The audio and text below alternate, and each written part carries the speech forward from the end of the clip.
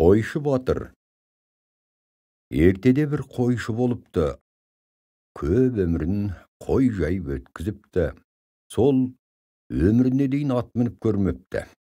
Bir адаммен бел ұстасып күресіп көрмепті. Bir күні қорықтық пісіріп отырып ойға кетіпті. Япырау, осы мен қалаймын. Жасымнан атқа бір мінбедім, күшімнің қандайын да білмедім. Сынақтан өтпедім. Сол мезетте көзі таптаяқтың ернеуіне үймелеген шыбынға түседі. Үймелеген шыбында пышақпен жасқап қалады. Өлген шыбынды санаса 40 екен. Қойшы жоқ, менде керемет күшті адам екенмін деп ойлайды. Bir pышақпен 40 жанның басын алдым. Егер қолымда қылыш болса, неше өлмек? Көп ел маған батырмын деп бөседі. Соларың менен батыр емес шығар ау дейді. Көңіліне бір желік кіріп, қой бағуды тастап, батырлық өнерге кіріспекші болады. Bir күні байға келіп, көп жылдар малшыңыз болып келдім, маған береріңіз болса беріңіз, кетем дейді. Өзін жібергісі келмегеніне қарамай, ақыры байдан неше жылғы еңбек ақысы үшін 20 еркек қой бір ат алып жолға шығады.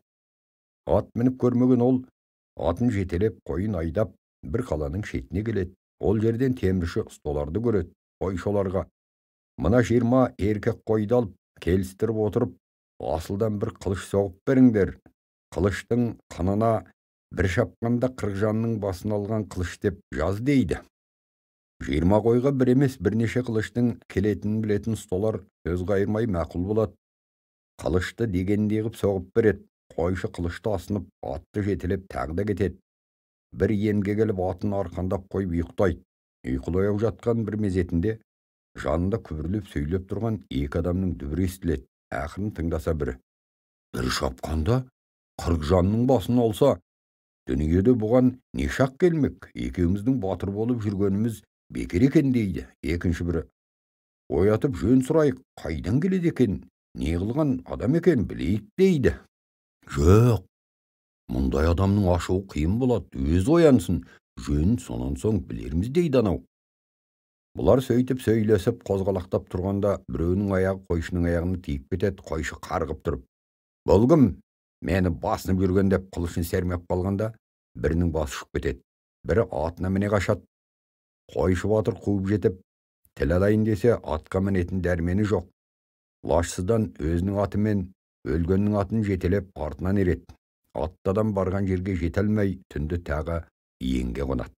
Ымырт жабылып, қас қарайғанда алыстан бір оттың жарығы көрінеді. Bir тұрып, ел болу керек, барайын десе, бір тұрып, жете алмаймын ғой дейді. Сөйтіп отырғанда от қозғалып жүрген тәрізденеді. Барған сайын жақындайды. Не болса да көрейін деп оны тосады. Сөйтіп шам көтерген адам дәл жанына келіп шамын қойып жер қаза бастайды. Топырақ бір талай биіктегенде әлгі адам төмен түсіп кетеді. Қойшы топырақта далдалап келіп қараса, құдықтан бір есік көрінеді. Тыңдаса, бір қыздың дауысы шығады. Әлгі кірген адам оған: сен мендік боласың ба жоқ па дейді. Қыз: өлсем де сендік болмаймын дейді. Әлгі адам қызды шапалақпен екі тартып, бір шыны су, екі жапырақ қатқан нан береді, қайта шығып есікті жаба бастайды. Қойшы шегініп кетеді. Шам көтерген адам есікті қайта көміп, ізімен қайтып кетеді. Қойшы екі атын жетелеп артынан ереді. Түн ортасы таянғанда әлгі адам бір қамалға келеді де есігін ашып еніп кетеді. Қойшы кіре алмай сыртында қалады. Қамал бір ханның қаласының қорған екен. Ол ханның бір қызы жоғалады.